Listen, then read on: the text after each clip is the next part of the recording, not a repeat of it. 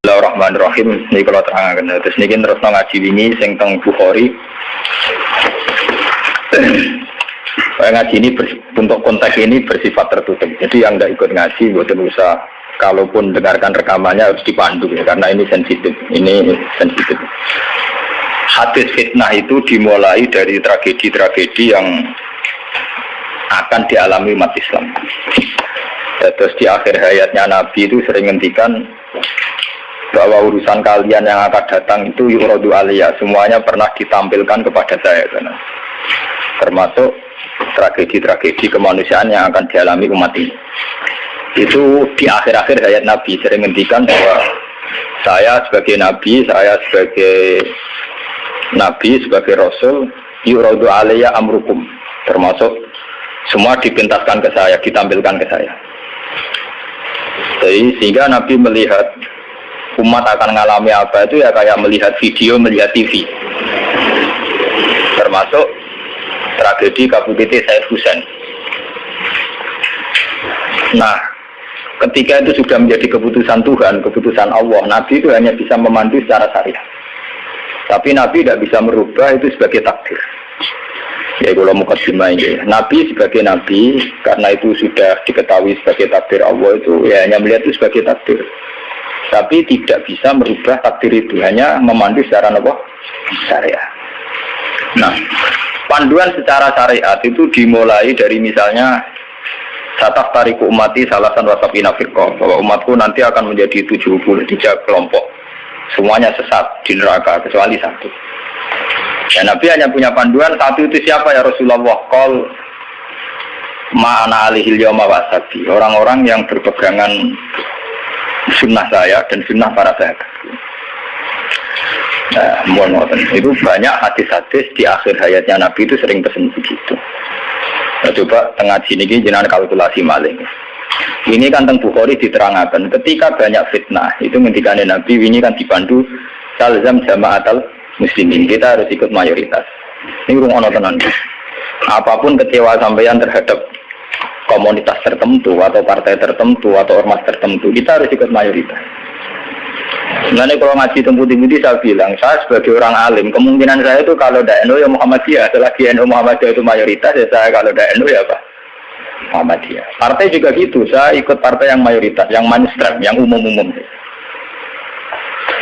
Karena bisa dihitung ya, kalau setiap kebenaran itu diekspresikan lewat partai atau lewat ormas tertentu, berapa sih kebenaran bisa kita lakukan? Kita tidak usah nyebut contoh ya, misalnya sampean meyakini satu kebenaran A dan B, kemudian bikin partai, paling banter kamu sebagai manusia atau hanya bisa melakukan A dan B. Ada partai tertentu yang ingin memperjuangkan kebenaran tertentu, paling banter hanya memperjuangkan 1-2 bentuk kebenaran. Nah, masalahnya ketika semua ini punya ruang gerak untuk bikin kelompok, kelompok ini akan menjadi banyak dan tidak terkendali. Semuanya punya bendera sendiri, punya partai sendiri, punya ormas sendiri. Coba sekarang itu sampean kalau melihat di berita-berita, berapa kelompok yang atas nama karena Nabi serbanan hitam merasa harus serbanan hitam.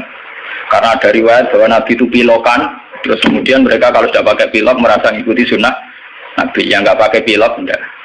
Memang Nabi itu pakai semir. Dulu semua riwayat mengatakan Nabi Abu Bakar semua itu pakai semir.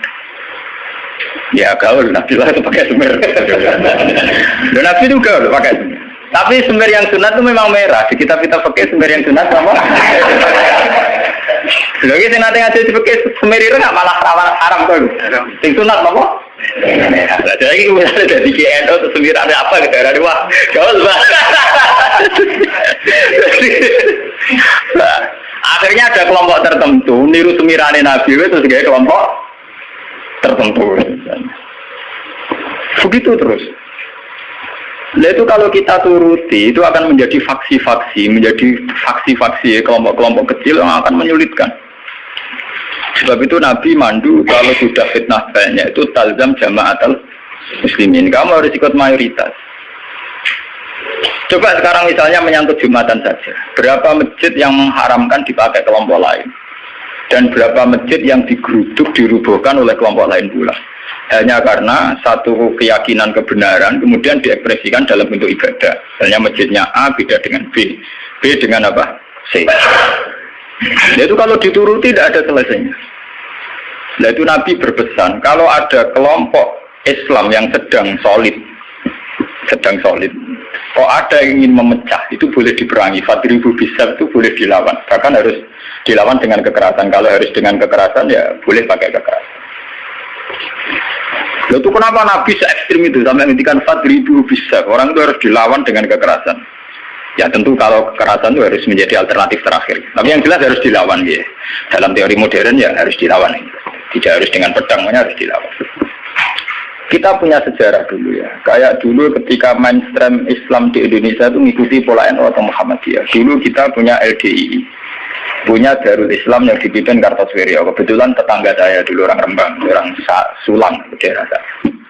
Kemudian ada gerakan Aceh Merdeka, kemudian ada Junduwo, ada kelompok-kelompok yang karena terinspirasi oleh Islam, termasuk kelompok pembunuh diri dan sebagainya. Kemudian mereka menjadi firqah, hanya karena meyakini satu dua kebenaran yang ingin diperjuangkan. Tapi kelompok ini kan tidak mayoritas terus risikonya kan kurang komunikasi, kurang konsultasi, kurang silaturahim dengan kelompok lain. Nah itu repot. Sehingga kayak di Mekah ada Wahabi, di Mesir ada Ikhwanul Muslimin, di Palestina sendiri ada Hamas, ada Al-Fatah, di Syria ada Amal Syiah, ada Syiah Imamiyah. Di Indonesia sendiri semenjak era kebebasan berbagai front-front ya banyak sekali. Semuanya mengatasnamakan apa? Islam. Memang kita terima kasih dalam hal tertentu yang diperjuangkan, kita fair terima kasih. Tapi bahwa kemudian saat kelompok itu melawan mayoritas mainstream Islam di Indonesia kayak NU Muhammadiyah, itu mereka punya semangat itu baru berapa hari. NU Muhammadiyah merawat Islam di Indonesia itu sudah puluhan tahun.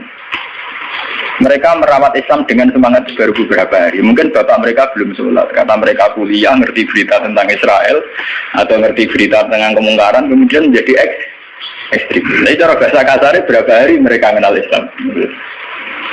Sudah hanya satu dua kebenaran yang diperjuangkan, mereka anti sama kebenaran sudah jalan lama, yaitu kebenaran yang ditanamkan leluhur kita. Mulai ngajari anak-anak caranya sholat, caranya baca doa iftitah, caranya tumak ninah, caranya sesuci dari najis.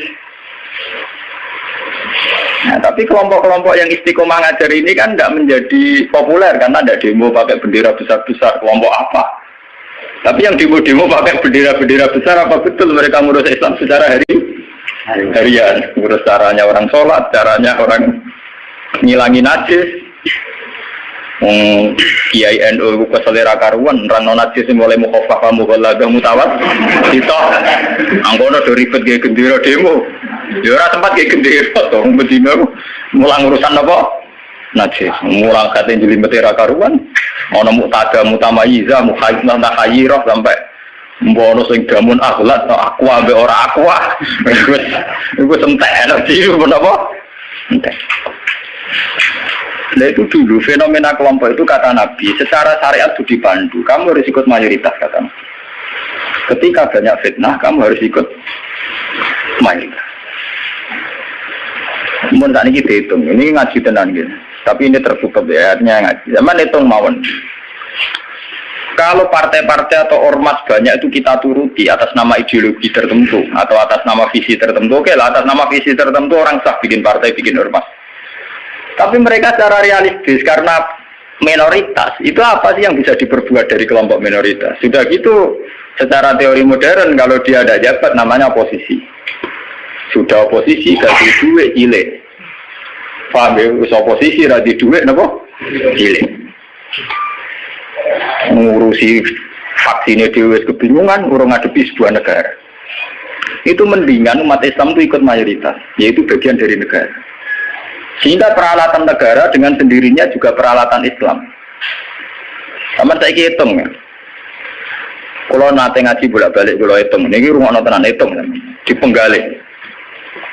Kalau umat Islam itu ikut umumnya orang, ada yang jadi tentara, yang jadi polisi, yang jadi pedagang, ada yang jadi pengusaha, ada yang jadi miskin, ini rasa tidak ada jadi.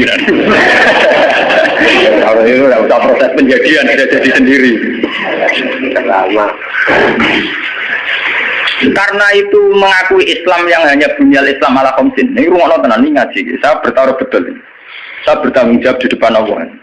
Kalau mereka mengikuti Islam dengan kaidah Nabi saja, yaitu hanya bunyal Islam ala khamsin, bahwa Islam itu dibangun atas 5 hal, yaitu syahadat la ilaha illallah wa anna muhammadar rasulullah wa iqamis shalat wa ita'iz zakat wa shaumi ramadan wa hajjil baita man istata'a ilaihi sabila. Itu tidak menerangkan partai politik, juga tidak menerangkan sebuah bentuk negara, juga tidak menemukan formasi negara, formula sebuah negara. Itu enak. Artinya enak itu misalnya kalau misalnya kayak Rukin Madun mau dibunuh orang Israel karena bagian dari bangsa Indonesia, negara wajib melindungi atas nama dia bagian bangsa Indonesia. Karena dia ngakui konstitusi negara, dia warga yang baik. Maka ketika Rukin Madun mau diculik Israel, itu negara harus melindungi dengan peralatan negara. Itu beda dengan kalau Rukin Madun gaya faksi tertentu anti negara balanya Amerika. Ini gaya faksi tertentu anti Israel. Gaya bambu runcing dewe, gawe senjata rakitan, terus digo nyerang Israel. Itu kalau diserang Israel, itu negara harus tanggung jawab. Toh kamu tetap kalah karena minoritas.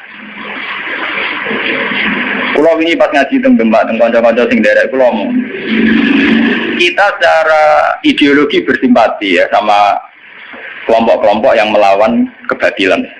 Tapi kalau kelompok itu kecil dan beda dengan negara, itu resikonya negara harus tanggung jawab. Ya kan kita cerita ilmiahnya saja. Ini bukan menyalahkan siapa-siapa. Kita cerita ilmiahnya saja. Banyak faksi-faksi kecil kayak kasus di Sudan, di Khartoum, di Darfur, di Rwanda, di Kenya. Itu sama kalau melihat berita di Kenya, di mana itu yang sering ada penculiknya itu yang Somalia ya, Somalia. Kelompok-kelompok kecil ini kan bikin satu faksi yang anti negara. Terus mereka atas nama kebenaran yang diyakini bikin gerakan tertentu. Hamas juga beda dengan Al-Fatah sebagai penguasa ya, karena presidennya dari kelompok apa? Fatah. Itu untuk menghadapi musuh itu repot karena dia tidak dihitung sebuah negara, tapi dihitung sebuah kelompok. Tapi kalau para kiai itu ikut bagian dari negara, itu yang harus melindungi negara. Sehingga dengan sendirinya, kalau kita bagian dari negara kayak Rukin Madun ya ikut punya Kodam Brawijaya, ikut punya Kodam Diponegoro, ikut punya Pangdam Jaya. Karena negara harus melindungi rakyatnya dan itu rakyat yang sah karena tidak rakyat yang mau bikin kelompok yang anti negara. Jadi hitung-hitungan strategis. Sebab itu sejarah Wali Songo itu tidak ada yang tidak ngakui sistem negara. Dulu ketika Sunan Ampel itu dapat Ampel Denta itu bagian dari Majapahit. Ketika beliau ingin bikin negara juga ngakui sistem pola negara, yaitu pola negara saat itu harus dipimpin seorang raden sehingga Sunan Ampel tidak nyuruh wali-wali yang lain tapi nyuruh Sunan Raden Sinten Fatah. Begitu terus zaman Basim Asari juga ikut Masumi. Ngakui proses bernegara secara konstitusional sehingga Basim ya ikut Masumi saja ke kelompok bagian dari negara. Dulu ketika era Soekarno ya ada kabinet kaki 4 termasuk NU yang ngakui proses hukum negara. Karena dengan NU ikut partai politik dan bagian dari negara itu kalau diserang Malaysia atau Portugal ya kalau nyerang Indonesia. Itu beda dengan kita misalnya kecewa sama negara terus bikin kelompok tertentu yang anti negara. Itu kalau kelompok lain nyerang ya kamu sebagai kelompok bukan sebagai negara. Dan itu risikonya tinggi. Artinya secara syariat itu Nabi benar ketika memandu talzam jamaatul muslimin. Kamu ikut kelompok mayoritas orang Islam. Tidak orang mukmin. Muslimin itu lebih preman. Muslim itu ya preman mlebu, gento ya napa? Mlebu, mulai sing kaya kula rapati gento malah mlebu.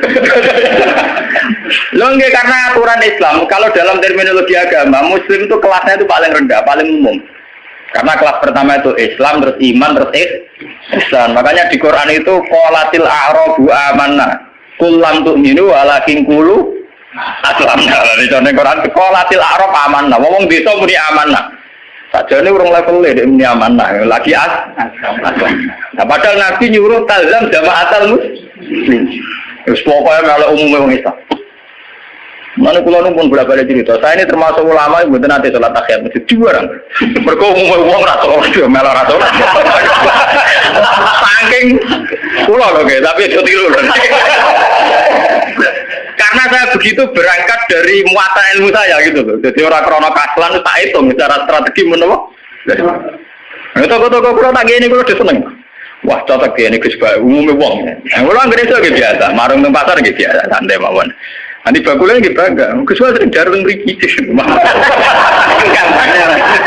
Aku lah terlalu urusan orang cerita ulama marung muruah orang buan.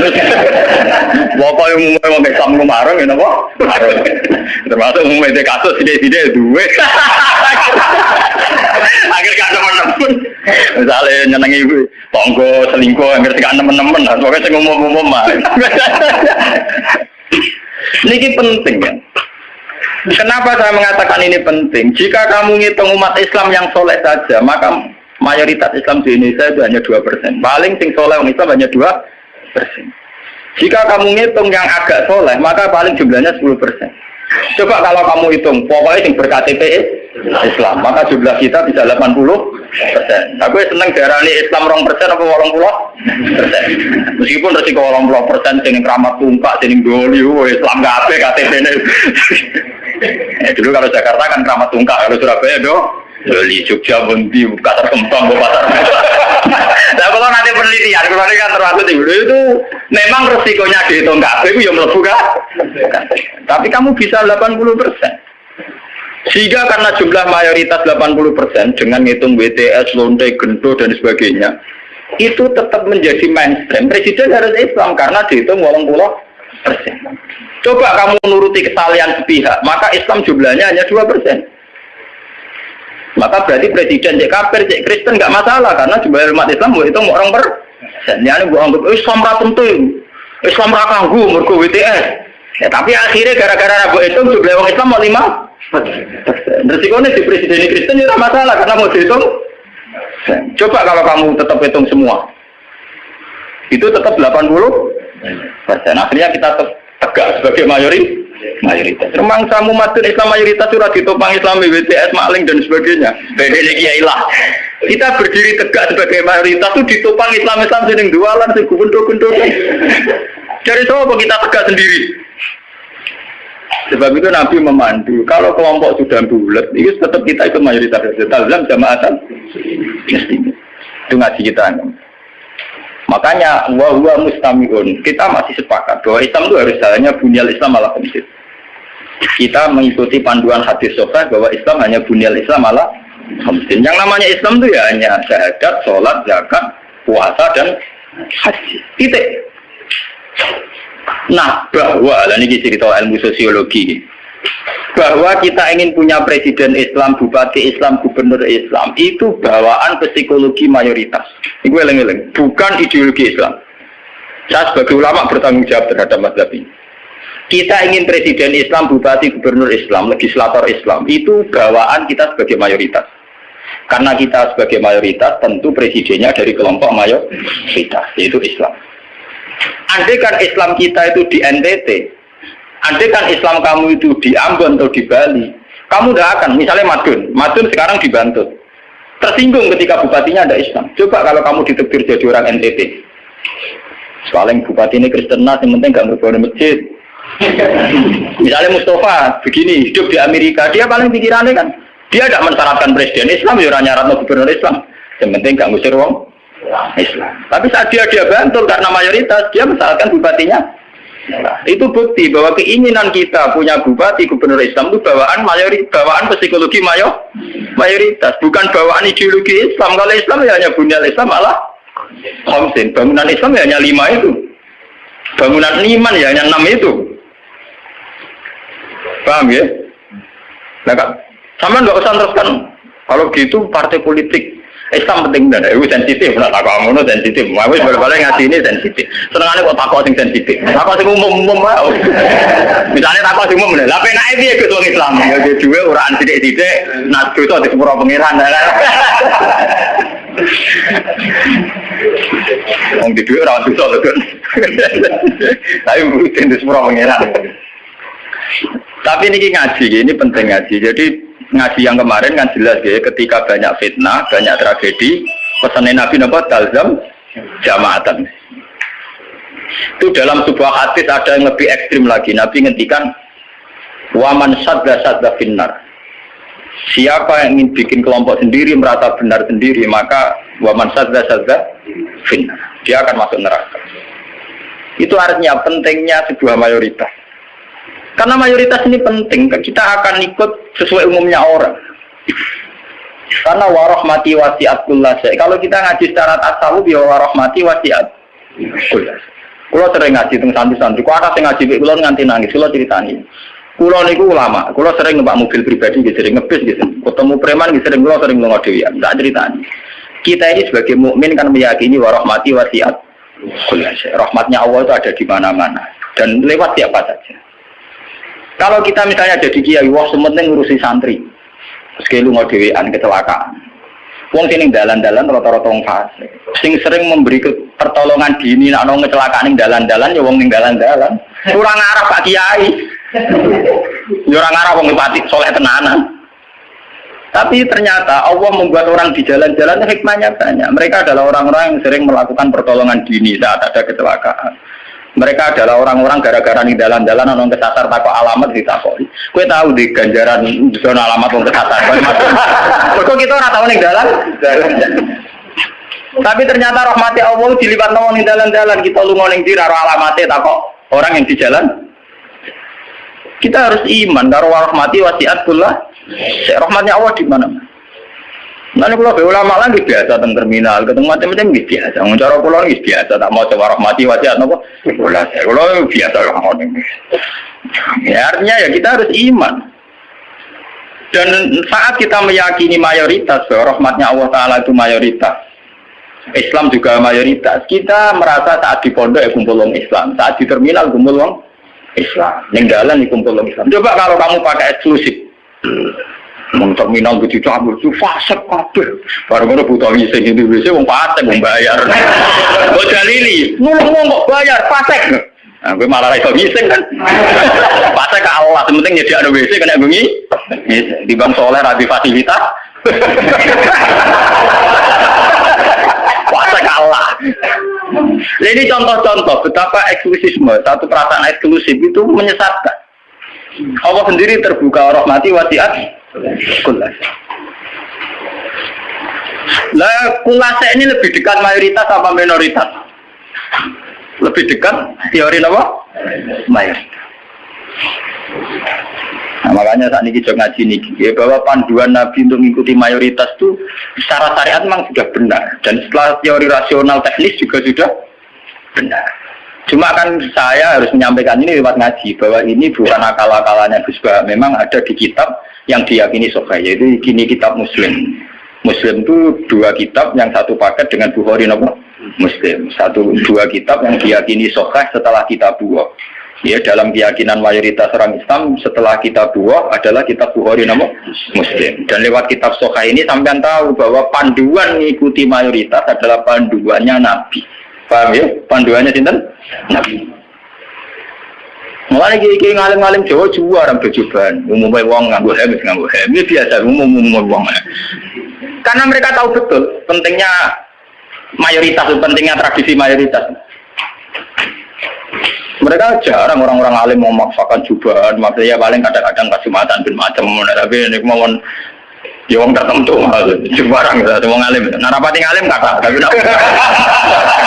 jubarang mau dapat terus. Wong alim-alim kali beru mesti biasa-biasa lah. Mana? Ada terkuat ya tenang. Sing umum-umum mawon. Mohon terus akan saniki lah. Ketika kebenaran itu ternyata tidak sesuai dengan perilaku pejabat atau perilaku sebuah pemerintahan itu kayak apa? Nah ini terus babu wujubil ingkar ala lumara fima yukhalifu syarka wa tarki qitalihim ma sallallahu wa nahwi dzalik. Ini panduan bagaimana ketika kebenaran itu benturan dengan pejabat-pejabat yang korup, yang salah, dengan hukum-hukum pemerintahan yang salah, itu gimana? Ini langsung kalau baca hadisnya bahwa saat demikian kita wajib ingkar tapi tidak harus perang. Kalau baca haddatsana Haddad bin Khalid, haddatsana Hammam bin Yahya, haddatsana Qatadah anil Hasan, Ad-Dubbah bin Mihsan, an Ummi Salamah, anna Rasulullah sallallahu alaihi wasallam. Satakunu umaro fata'rifuna wa tunkirun. Faman arafa bari'a wa man angkara salima. Walakin man radiya wa taba'a. Qalu afala nuqatiluhum qala la ma sallab. Ini panduan saat kita sebagai orang soleh ngadepi pejabat-pejabat yang nakal misalnya. Saat aku bakal ono sapa umaro, pira-pira pemimpin, pira-pira amir, pira-pira pemimpin.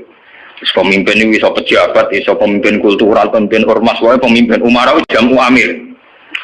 Fatarifuna mongko kenal sira kabeh tapi watung kiruna lan ingkar sira kabeh. Kowe iso kenal tapi ya ingkar karena ya mungkin perilakunya sing enggak bener. Faman arafa baria. Faman mongko te sapane wong arafa gelem kenal sapa man baria, mongko bebas sapa man. Maksudnya kenal yo terus iso milah-milah mana yang baik, mana yang buruk. Waman te sapane wong angkara iku ingkar sapa man, salima mongko selamat sapa man. Kowe ra kenal bupati atau gubernur atau pejabat sing korup sing nakal. Iku sing ingkar selamat. Lah sing ra selamat sapa? Melane mati korupsi ini iku. Walakin man rodiya wa ta. Walakin man rodiya, tetapi nek sing ra selamat yo rido cocok wa ta ya anut wah cocok pintan ta. Mergo untuk bagi bagian. Bisa taruh ono tuh biasa wae. Biasa wae perkara ngene ae. Walakin man rodiya napa? Wa ta. Lah ini anti ke Nabi. Beliau yaitu tadi ikut mayoritas. Nabi ditanya, "Qalu ketika kita melihat pejabat yang mungkar, yang enggak bener, afala nuqatiluhum? Ana ta ora merangi kita hum ing Umar? Napa boten diperangi nawon ya Rasulullah? Kudeta mawon." Wala dawuh sapa Nabi, "La ojo." La ojo. Masallah selagi mereka isih salat. Ini menunjukkan bahwa ini loh, ini hadis sahih bahwa ajaran Nabi untuk melihat kemungkaran itu tidak ada yang ajarannya itu disuruh revolusi pakai kudeta itu tidak. Apalah nuqatiluhum jawab Nabi napa? Lah jangan. Apa tidak kita perangi ya Rasulullah? Jawab Nabi napa? Jangan. Tapi antiken Nabi itu hanya punya syarat satu, lama sholat selagi pejabat-pejabat itu masih sholat. Ini ngaji kelas tinggi, amun salah paham. Kenapa Nabi hanya minta syarat satu sholat? Bagi seorang Nabi, selagi dunia ini masih ada orang sujud kepada Allah, masih menjaga konstitusi agama yang berupa sholat, yang disembah masih Allah, itu masih normal. Mungkin pejabat itu punya kesalahan, dia korupsi, dia menggenjot rakyat, dia apa. Tapi selagi dia sholat, kata Nabi itu tidak boleh revolusi. Nah itu kan menjadi misteri. Apa kira-kira alasannya Nabi kok hanya bersyarat lama sholat selagi masih sholat? Kemungkinannya dua. Kemungkinan secara teori ulama lagi. Secara teori ulama, kalau ulang lagi, ini sudah di luar teori sosiologi, teori demokrasi masalahnya. Ini harus pakai teori ulama. Kalau teori demokrasi kan kalau mayoritas protes dan sah secara pemilu ya sah dia jabat, yang minoritas menjadi oposisi. Kalau dalam teori demokrasi kan gitu. Cuma kalau namanya teori demokrasi kan kalau satu Indonesia maling semua terus partai maling mayoritas ya yang jabat harus maling. Makanya kalau ingin BTS itu supaya legal, saya Indonesia jadi BTS bikin partai lonte itu kalau menang ya jabat. Karena yang dipakai demokrasi adalah suara terbanyak. Loh iya, terus resikonya demokrasi kan suara terbanyak harus dilegalkan mimpin kan. Kalau terbanyak gento semua ya harus. Makanya preman kemarin kalah sama jenderal kan dia kurang solid, dia harusnya orang jadi preman dulu semua. Bikin partai preman kalau mayoritas ya harusnya jabat. Nah ini saya bicara tentang teori ulama. Kenapa Nabi mensyaratkan jangan kamu revolusi, jangan kamu kudeta selagi mereka masih sholat. Bagi seorang nabi, bagi seorang ulama, bagi seorang wali, selagi makhluk yang di dunia ini masih bertautan dengan langit, bertautan dengan Allah, berhubungan dengan Tuhan, itu masih dianggap normal. Masih dianggap normal. Bukan benar loh ya, normal. Karena ya wa ma khalaqtul jinna wal insa illa liya'budun. Makanya caranya harus sholat. Karena masih normal. Artinya seorang nabi itu tidak jagal-jagal amat ketika seorang yang nakal itu masih sholat. Seorang yang zina masih sholat. Karena masih sholat itu artinya masih ngaku eksistensi Tuhan. Artinya dia masih ngaku eksistensi apa? Tuhan. Karena sudah fase tidak sholat itu sudah tidak ngaku eksistensi Tuhan. Dia bisa kecelok komunis atau ateis atau apa saja. Lebih parah lagi. Itu kenapa sirinya, kenapa dosa syirik begitu tidak diampuni, dianggap dosa terbesar karena memungkiri eksistensi apa? Tuhan. Selagi orang masih sholat itu ngaku eksistensi Tuhan. Ya teman saya ingin mikir. Nah, tapi korupsi kan menyengsarakan rakyat. Korupsi itu menyengsarakan rakyat dalam konteks rakyat yang nggak punya ketahanan. Karena misalnya APBD dikorupsi bupati sehingga tidak ada pembangunan Bantul atau Sleman atau negara mana saja. Paling banter sarana umum yang terbengkalai. Tapi masyarakat yang punya ketahanan hidup secara baik, dia punya pertanian yang baik, punya perdagangan yang baik. Itu pejabat korupsi hanya dia dosa saja dengan Tuhan karena rakyatnya punya ketahanan sendiri. Makanya Nabi berpesan semua kesalahan itu dimulai dari masyarakat tidak punya ketahanan. Alaikum anfusakum la yadurrukum man dhalla idza hadaytum. Kalau kita sudah miskin, pejabatnya korup, kita tambah miskin karena kita kayanya menggantung kebijakan negara, misalnya lewat BLT, lewat sarana umum, lewat pekerjaan massal. Tapi kalau kita sudah kaya, pejabat korupsi itu hanya salahnya dia dengan negara, tidak punya akibat ke kita karena kita sudah kuat. Jadi ya, pejabat korupsi salah, sampai dengan salah. Tapi jangan katakan bahwa korupsi sumber segala bencana, enggak. Sumber segala bencana adalah saat individu cara hidup tidak sehat, cara berekonomi tidak sehat. Ingat itu, dalam aturan Islam kullukum ra'in, bahwa kalian pemimpin pada diri sendiri. Saat diri sendiri kita tidak kuat, dengan kesalahan orang lain kita rentan. Bahkan saat dimiskin, tanpa dimiskinkan, kita sudah miskin. Kata siapa kalau pemiskinan negara ini karena salahnya Orde Baru? Madun rawat ana sing miskin, miskin dhewe. Roken rawat ana sing miskin. Idam Samawi rasa dolim ning Ruben wis kere. Berarti kekerean ini bukan kesalahan kebijakan pemerintah. Kesalahan SDM kita. Memang pemerintah ikut memperparah pejabat, tapi jangan katakan begitu. Wis kali-kali nyalahkan awam dhewe. Kita ini tanpa dimiskinkan orang sudah miskin. Tanpa didolimi orang sudah terdolimi oleh perilaku kita sendiri, oleh pilihan hidup kita sendiri. Yang orang salah sing melarat kok melarat. Nanti dari kaca kula, wah aku bar mergawe modal sak mungkin bangkrut, kowe bangkrut bar modal, aku sedurunge bangkrut. Kira iku wis bawaan. Wah, kira latek. Nih, artinya kira-kira kita ini adikan pejabatnya wis hasil, itu ya tetap kere. Jadi Bupati Bantul, Cek Sleman, Cek dia, orang korupsi lah, yang kere tetap kere. Wah repot, tapi nyala kok sombong. Tugale sistem pendidikan nasional dirubah nganti ngeluh mendiknas ya. Udah cari SDM rendah atau Sinawi tetap bento. Sebelum ada paket-paket UNAS ya wis do bento. Bentone ora salah pemerintah, ora gelem belajar. Apa susah sih ora usah sekolah belajar dhewe maca-maca buku tak apa. Jadi kita ini kan bodoh sedurunge dibodhokno, melarat sedurunge dimelarat. Makanya Nabi itu tidak begitu fanatik dengan aturan-aturan sosial. Nabi sebagai Nabi hanya punya pesan lama selagi masih selagi di alam raya ini masih ada orang yang mentautkan, yang mengkaitkan hubungan hidup di dunia ini dengan Allah, dengan Tuhan itu masih normal. Oleh Nabi dianggap masih normal. Jika Nabi kalau nyurati raja-raja ya kamu masuk Islam, setelah Islam kamu selamat. Itu Nabi tidak ada syarat bahwa kamu harus menjadi rakyat saya, pengikut saya itu enggak. Karena ya seorang Nabi itu hanya butuh supaya dia manusia di alam raya ini punya tautan, punya hubungan dengan hukum Tuhan. Makanya Nabi ngendikan lama sholat, selagi masih sholat. Itu kemungkinan pertama. Kemungkinan kedua, Nabi masih berharap dengan sholat itu, kalaupun dia nakal, tidak nakal-nakal lama. Tidak mungkin seorang yang sholat istiqomah, kemudian nakalnya nakal-nakal lama. Karena tidak mungkin dengan kekuatan sholat itu kemudian menjadikan perzinaan menjadi kebutuhan, menjadikan minum menjadi kebutuhan, paling aksiden. Kelebihannya orang sholat, kalaupun dia zina itu aksiden, gak kuat ngempet, kecelakaan. Apa nyabu, gak kuat ngempet, kecelakaan. Dia tidak akan menjadikan kecelakaan atau kesalahan kayak zina minum sebagai kebutuhan. Itu beda dengan orang yang tidak beragama, bisa menjadikan fisik kebutuhan, minum kebutuhan, nyabu kebutuhan. Kelebihannya agama adalah sebuah kesalahan itu hanya aksiden, kecelakaan, kepleset. Mulanya dalam bahasa tasawuf darani kepleset. Dia berkomitmen anti zina cuma karena sebagai manusia tahu kepleset zina. Dia anti narkoba, kepleset narkoba. Dia tetap anti kemungkaran sebagai manusia, kepleset di kemungkaran. Itu beda dengan saat kita ateis atau komunis. Kita dari awal tidak percaya surga neraka, tidak percaya Tuhan, tidak percaya sanksi. Maka semua kesalahan ini ada salah, ada benar. Nah, itu tidak normal. Cara Nabi kalau kondisi sudah gitu itu sangat tidak normal. Paham ya? Makanya harus dibedakan kesalahan yang menjadi kebutuhan dengan kesalahan menjadi aksiden, hanya kecelakaan. Ya kayak Rokan sebagai sufi ya kan merem, tapi sebagai uang ya kadang kecelakaan dulu orang ayu. Tapi dia yakin itu dosa, ya yakin dan ya istighfar. Itu kelebihannya agama kan gitu.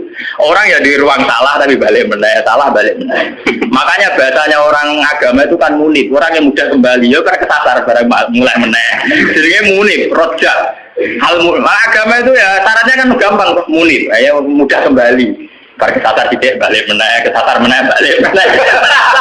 Lah sing repot nak ucul tenan ya. Ora mun parah dah niku. Makanya Nabi hanya punya syarat sholat. Maksudnya sholat ya itu terus sekarang saya buka lagi kemungkinan ketiga. Sholat di situ tuh bisa bahasa secara personernya menyebut satu bentuk, ya bentuk sholat. Ada mungkin artinya itu institusi ibadah. Apa institusi apa? Ibadah. Selagi mereka masih membolehkan orang sholat atau selagi institusi agama itu masih boleh jalan. Karena kita hidup di negara macam-macam. Kalau di Indonesia presiden tidak sholat itu jelek. Coba kalau sampean warga Singapura atau sampean ditegur menjadi warga Thailand. Tentu kita sebagai muslim dipatani di Thailand hanya bersyarat yang penting pemerintahan tidak memberangus masjid.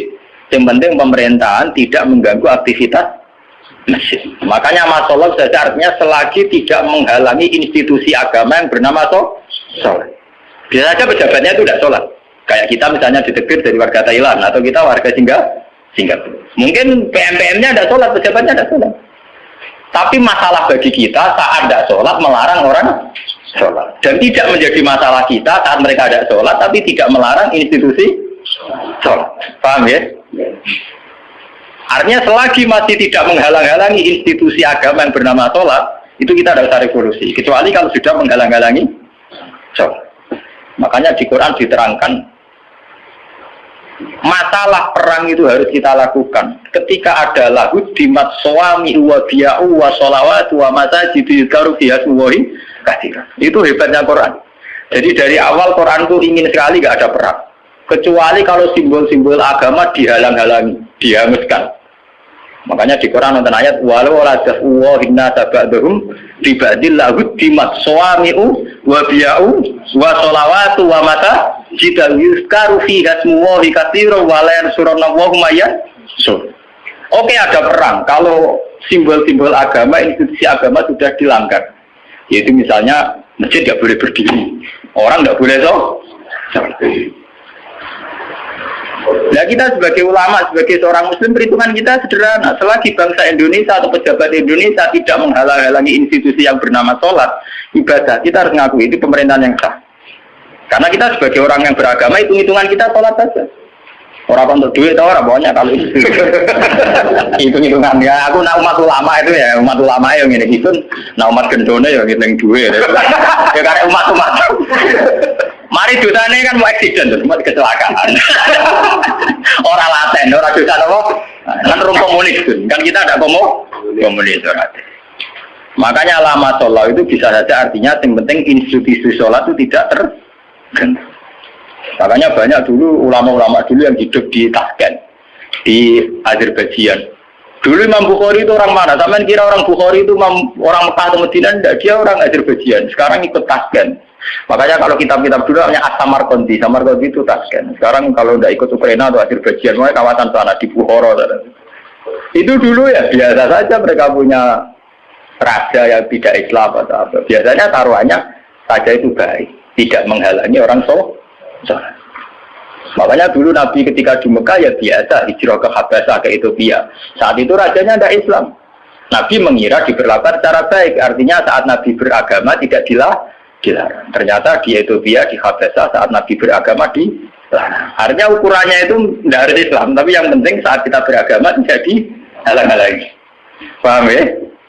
Dalam tarikh kita kan begitu tuh. Makanya Nabi perhitungannya satu. Dalam kekecewaan kita terhadap pejabat, terhadap pemerintah, yang penting jangan ada kudeta, jangan ada revolusi yang berdarah-darah. Lama sholat, selagi masih ada sholat. Makanya kemungkinannya itu kalau dalam konteks Indonesia pejabatnya sholat, kalau dalam konteks non-Islam, yang penting pemerintahnya tidak menghalang-halangi orang sholat. Misalnya kayak di Amerika, di Eropa itu kan masih banyak yang baik, itu masjid tetap boleh berdiri, aktivitas Islam boleh. Itu masih normal ya. Dalam pandangan Nabi begitu itu masih apa? Normal.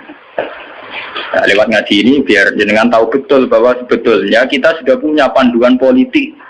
Ya, panduan politik, panduan sosial itu kita sudah punya dari Nabi.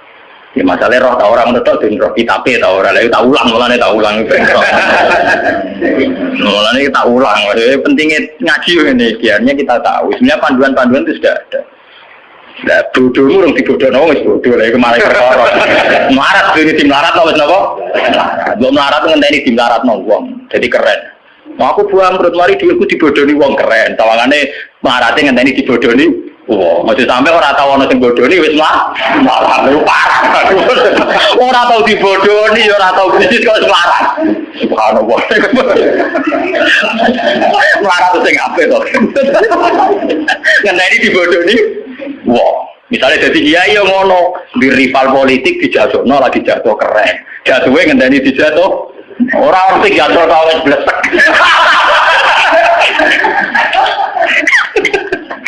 Mulai jatuh ngenteni harus jatuh no tahu kan lumayan. Tawangannya orang sing digabeng hitam. Mau bisa jadi kiai gara-gara disaingi ku terus ambles. Orang harus nyai kok ambles. Waduh. Mana jatuh sing terhormat, melarat atau sing sopan tidak urip. Jadi walakin marrodia wata. Kalau pada mater sopo sahabat apalah nukotilu, mono orang merangi kita ing Umar. Jabe Nabi kolala, gak usah revolusi, gak usah perang mah. Sallallahu alaihi wasallam. Al-Fatihah.